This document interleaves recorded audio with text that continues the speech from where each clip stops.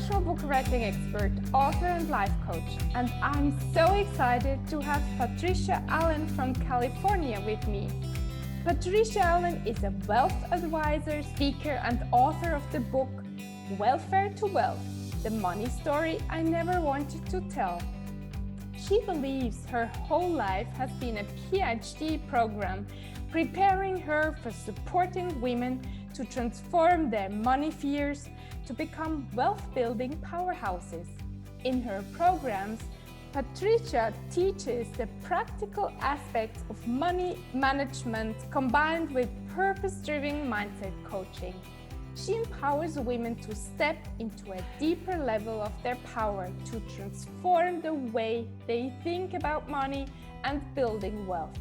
She is convinced that when women take control of their finances, they take control of their destiny. So welcome, Patricia. I'm so excited to have you here. Thank you, lovely Esther, for that beautiful introduction. And thank you for asking me to be a part of your conversation on living without fear. Wonderful. So let's jump right into your story, Patricia. Do you want to tell us more about your story? I would love to share my story with you, Esther. I was the only girl of 7 children raised by a single woman who had no education or skills, and therefore we spent many years on welfare.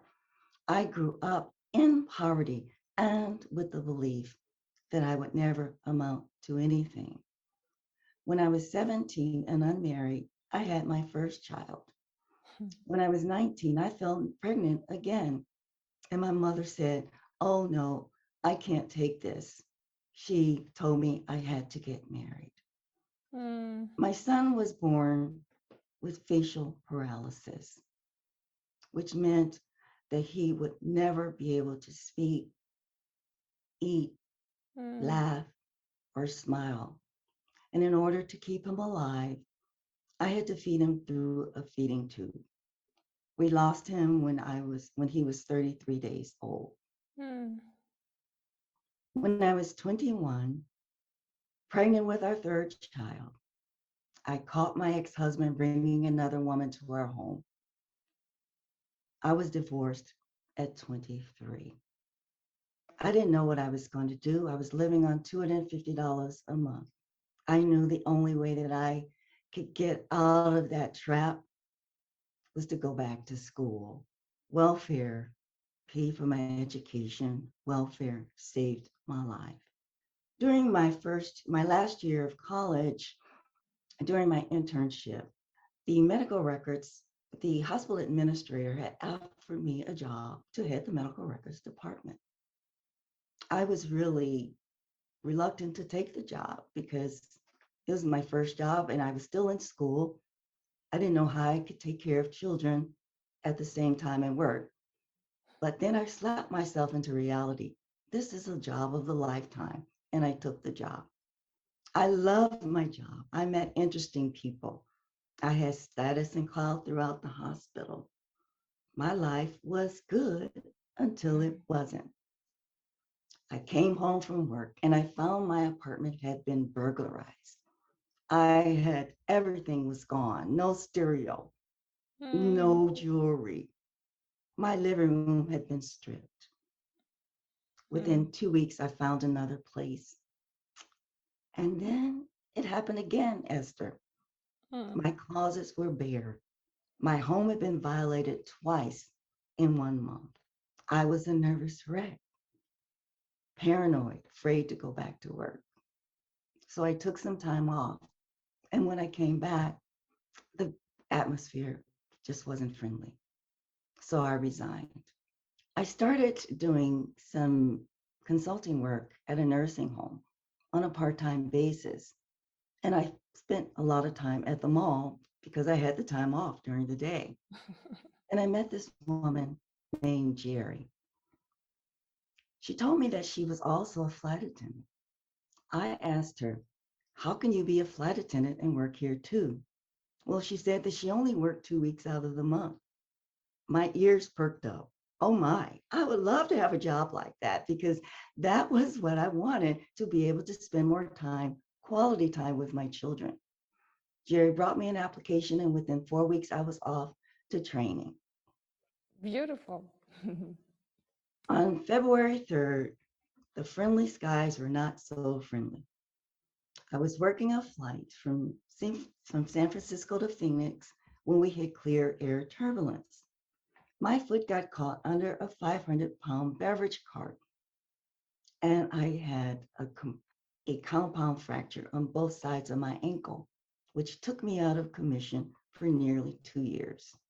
When it was time to return to work, I had a setback and had developed plantar fasciitis in the same foot.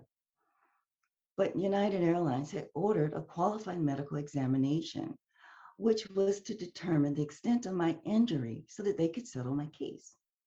Well, I told them that my ankle was fine, but I did have plantar fasciitis. But they insisted that I go for the exam. 1 month later, I went back to work, totally healed. But when I checked in for that flight, I was told that I'd been pulled off the trip. The report had come back that I was 100% disabled and I was not permitted to fly. But that wasn't true, Esther. But no one would listen to me. I was angry and I felt abandoned. So I hired an attorney. After many months of stress, with no money, no job, no hope, I won. I got my job back. However, after those 2 years, I had burned through my savings. My son had to move in with me to help me pay the mortgage. Mm. I had almost lost everything. My confidence was in the toilet. When I went back to work, I was earning a good income where I was able to manage to save $5,000. But when I realized that my money wasn't growing, I was seeing only $5 or $10 here at the end of that year. That didn't sit well with me. That was a pivotal moment that changed my life forever. I wanted to know how I could make my money grow. So I took an investing course at the local college. And after the first night, I got it. I understood what a stock was and I wanted to learn more. Within a few months, I found a company that would hire me on a part-time basis as I worked simultaneously as a flight attendant.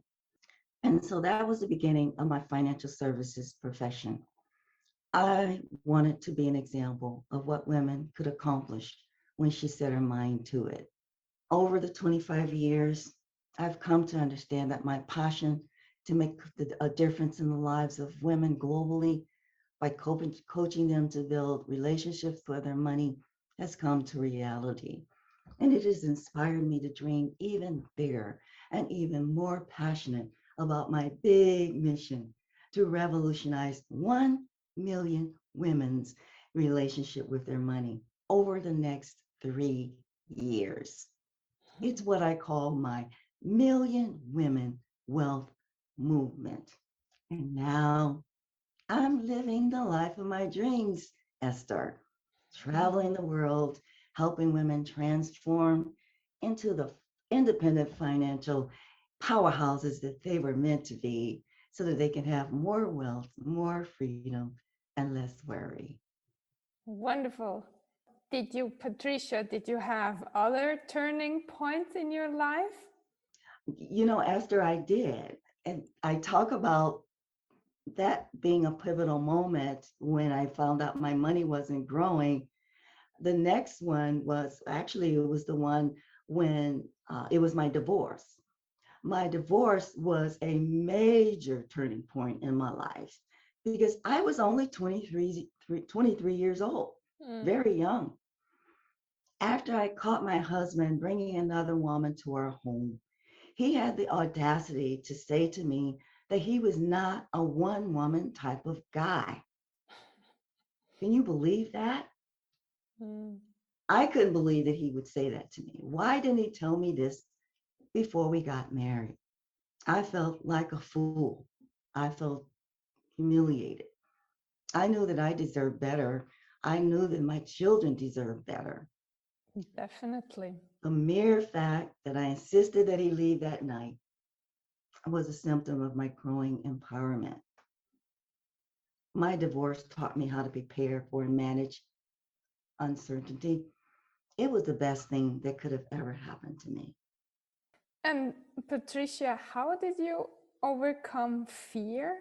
How did you do it?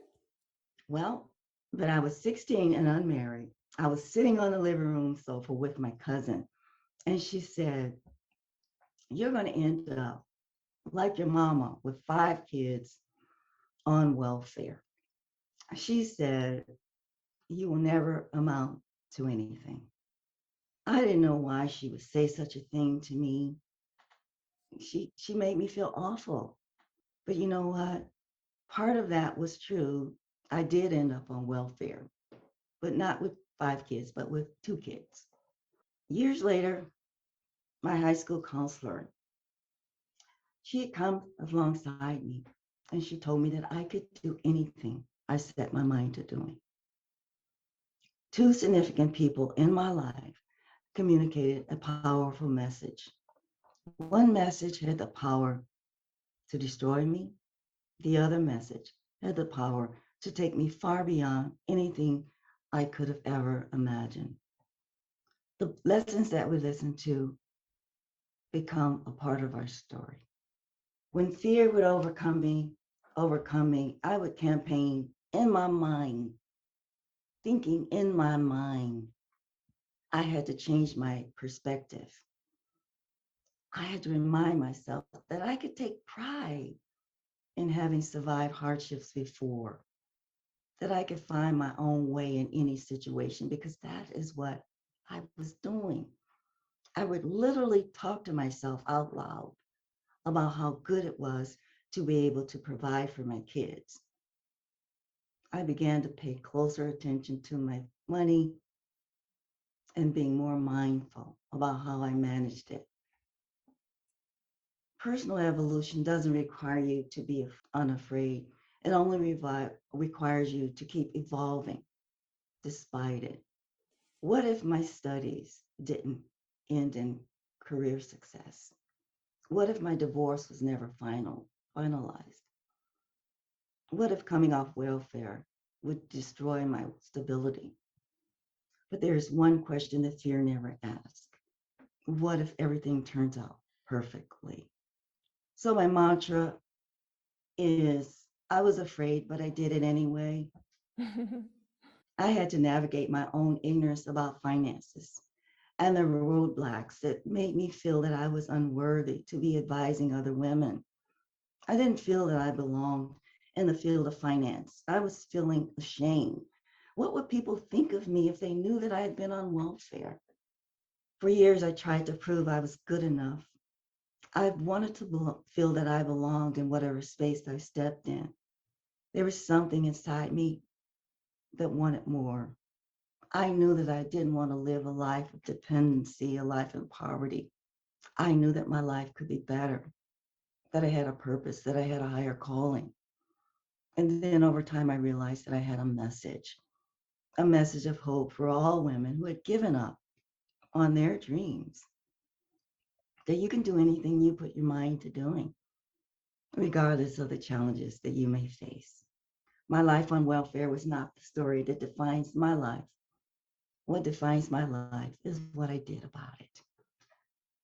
And how many years did it take you to overcome this shame of having been on welfare? Many years, Esther, even after I got started in financial services, the shame was always there. It was always trying to peek through. Hmm. And that was how I knew, all right, I've got to conquer this thing and start my mantras, my affirmations, that I would not allow fear to take over my life and still go with the mantra that I was afraid, but I did it anyway. All of my life, I've always been afraid, always afraid. but I did it anyway. I don't spend too much time thinking about that thing that I'm afraid of. I just do it. What are your most important mantras or affirmations? I was afraid, but I did it anyway. It was in bad times. I used to say the would haves, the could haves, and the should haves are no longer a part of my life. Oh, okay. Another one of my mantras is I live my life with I cans and I eliminate the cannots. I love it. Beautiful. What did life teach you apart from all that already? Oh, I have, oh my God, it's, where do I start? I've been around a long time, Esther. I would say I've learned a lot from the school of hard knocks. If if your audience doesn't know what that means, it's the school of hardships. Okay. Mm. Um, Life has taught me many things, but there are few things that stand out for me more than ever. I talked about the mantra, I was scared, but I do it anyway. And I learned that the more wins that we have with fears that you accumulate, the more fearless that you become. Another one is life is a question, and how you live your life is the answer. If you believe that you can, then you're halfway there. Always look for something to be grateful for. It's the Mm. easiest way to raise your vibration and begin to attract more things to be grateful for. Stand in your truth. Speak your truth, no matter what it looks or feels like. Your sole objective is to keep learning, evolving, and expanding your mind. This one I love, is near to and dear to my heart, is the equation of financial wealth is quite simple. Treat your finances like a business and become your own CFO. Understand what really goes on with your cash flow, then give every dollar a job. Whatever you do it with love. Patricia, do you have a special morning or evening ritual with gratitude? I have morning gratitude ritual and I have evening gratitude. In the evening, I write down the things that I was grateful for. I journal about how did I change someone's life during that day.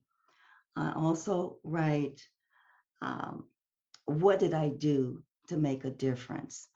That's how I sum up my day in the evening. And of course, my morning ritual is always I write about all of the things that I'm grateful for. And always at the top of my list of gratitude is that God woke me up. Number one, that I'm breathing, that He gave me my mind and He gave me my body. And I want to be a blessing to Him and to every life that I touch. That's my that's my gratitude that I do in the morning. Mm, And all day I'm grateful. mm, love it. Beautiful. So, Patricia, you told us so many lessons already, but if you need to summarize your three important lessons, what would it be? Live your life with I cans and eliminate the words I can't. That's I've stuck by that one all of my life, which has motivated me and it helps me to put one foot in front of the other and not thinking about whether I can or I can't. So those words, that's the word I don't use is I can't. The other lesson that I've learned is if you don't go after what you want, you'll never have it. If you don't ask, the answer is always no. If you don't step forward, you're always in the same place. I remind myself of that one all of the time. When I'm hesitant about asking for something, I go back to that lesson. If you don't ask, the answer is always no. Another lesson is prepare for the bad times and good times. I talk about the what ifs of life. It's a skill that's essential if you want to make your money work for you. I had no idea that I could get my job back after United fired me, you know? Mm. But my life taught me that if I didn't know the future, I didn't need to know how to get there. So I've always dug a massive hole and buried the impossibilities of building a life of meaning. I dismissed those challenges and replaced them with grit and determination. And one last thing, become a warrior with your wealth. Take ownership of your wealth and become engaged and educated about your wealth so that you can be the master of your destiny. Beautiful.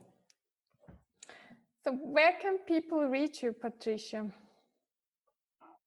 My website, it's Paris Financial Planning. It's like Paris, France, financialplanning.com. And I'm also on LinkedIn. You can find me on LinkedIn under my name, Patricia Allen, CRPC. It's C like in cake, R is in Robert, P is in Paul, cake. And my book is on Amazon. Wonderful. And maybe someone is listening now and doesn't know how to start creating an abundant mindset and wealth. What would you advise? Where to start first?